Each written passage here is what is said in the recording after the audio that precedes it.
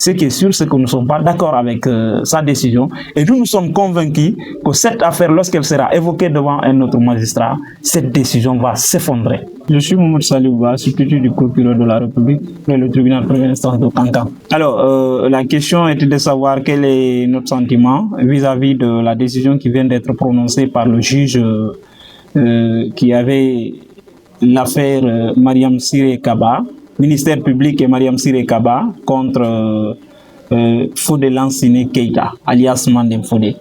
Ce que je veux dire, nous, magistrats, surtout du parquet, on n'a pas, la première chose, ce que je vais rappeler, c'est que nous n'avons pas à commenter une décision de justice rendue par une décision de justice. Nous n'avons pas à commenter une décision de justice. Lorsque le juge prononce sa décision, tout ce que nous, on a à faire vis-à-vis de cette décision prononcée, si nous sommes d'accord avec la décision prononcée, il n'y a pas de souci, on se rallie.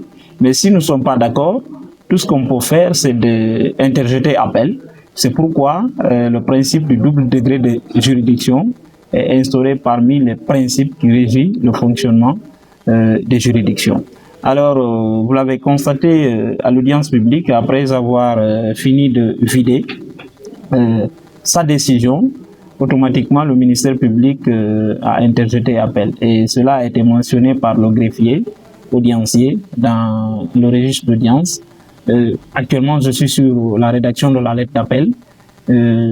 On a formé appel contre la décision, donc dans les jours qui viennent, sûrement l'affaire sera évoquée à la cour d'appel de Kankan. Merci. Mais ils disent que lors de ce débat, du début jusqu'à la fin, vous n'avez pas pu quand même brandir de preuves et vous voulez partir maintenant à la cour d'appel. Est-ce que vous aurez des preuves à la cour d'appel que vous n'avez pas réussi à mettre ici? Ça, ce sont leurs avis. Je pense que c'est la version des avocats que vous venez de dire. S'ils parlent de preuves, sauf un profane de droit qui va se camper pour dire que tel n'a pas prononcé le nom de telle personne dans ses propos ou dans son discours.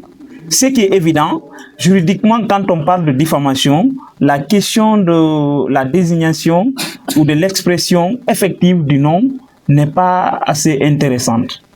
Ce qui est nécessaire, c'est la capacité d'identifier la personne à laquelle le discours est prononcé. La capacité de savoir par les auditeurs, ou en tout cas par les lecteurs de celui qui a tenu le discours, dans ce cas d'espèce, il s'agit d'une musique. Donc la question fondamentale était de s'interroger pour dire, est-ce qu'en écoutant cette musique, on est en possibilité ou en position de dire c'est telle personne que l'artiste a adressé cette musique. Et la réponse de cette question, nous, ministère public, on a rappelé ça à l'audience publique. On a dit que la réponse de cette question a été facilitée par les internautes, par les personnes qui s'appellent fans de l'artiste. Parce que dès la publication de la musique, quelque temps après, ils ont commencé d'identifier la personne qui a porté plainte et qui a conduit l'affaire devant notre tribunal. Donc, ce sont les publications-là qui ont identifié la personne. C'est ce qui a motivé la personne, l'a déterminé à déposer plainte contre l'artiste, parce que c'est à travers ces identifications qu'elle a compris, oui, que cette musique est adressée à sa personne. Et que c'est suite à cela qu'elle a déposé plainte. Et nous l'avons démontré à l'audience publique. On a dit, au-delà des attaques, au-delà des décrits, des stigmatisations qu'elle a été victime suite à la publication de cette musique, la fille a été identifiée et les preuves ont été versées au dossier de l'affaire. Les preuves étaient là-bas, le juge est entré en possession, mais ce qui a pu asseoir sa conviction, il est parti dans ce sens en le déclarant non coupable. Sur ça, nous ne commentons pas.